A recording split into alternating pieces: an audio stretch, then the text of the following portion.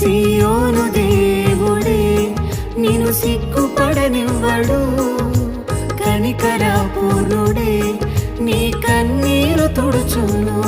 సియోను దేవుడే నిన్ను సిగ్గుపడనివ్వడు, కనికరపూర్ణుడే నీ కన్నీరు తుడుచును.